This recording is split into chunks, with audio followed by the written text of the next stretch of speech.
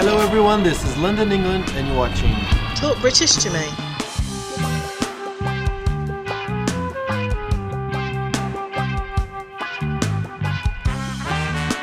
So today we came to the City of London, a district full of banks and office buildings like this one to talk about word vocabulary.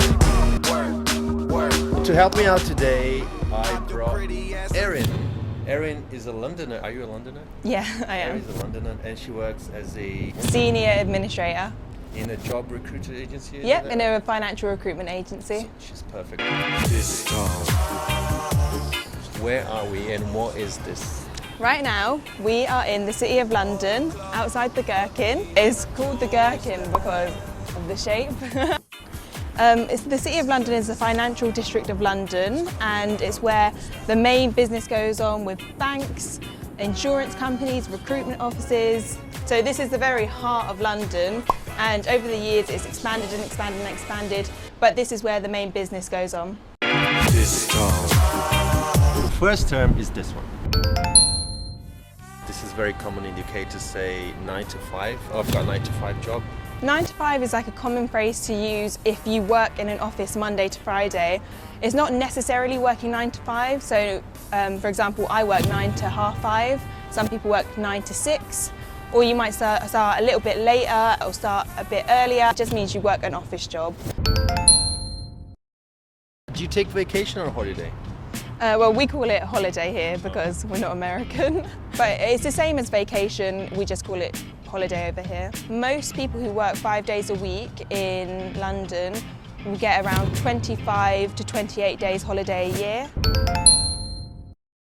Who's the employer and who's the employee? The employer is the person whose company it is, who is paying the people that work for them, and they control the jobs. And the employee is the person who is being paid to do a certain position, to do their work, and yeah, they get getting paid by the employer.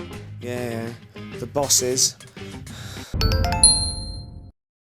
Dismiss, fire and sack, those all mean the same thing, just different ways to say that you might have not been performing well at your job, or maybe you did something wrong and your employer has got rid of you and fired you.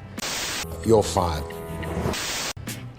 To resign is when you decide you no longer want to work there, and you will hand in your resignation letter, and it won't be because you've done anything wrong, but maybe you just want to get a new job or leave the company. So one, you have no choice, and the other one you do. Companies also use the term redundant when you're no longer needed. Yeah. Is there a fancy way to say that you're fired?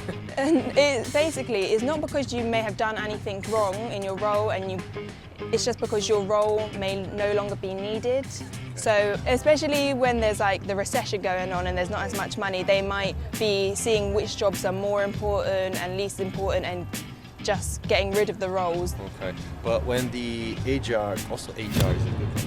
What is that? Human resources, everybody just calls it HR. So when the HR lady or guy calls you, they would say that you were fired or you're dismissed? No, they would call you in and let you know that you're being made redundant.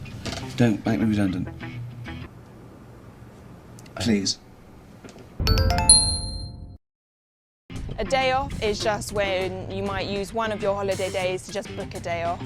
Not like a big period, like a 2-week holiday, but just like maybe you just want to have a Monday or a Friday off. It's just a day that you don't work. It's just a day you don't work. Maybe your office is shut for the day, you have a day off.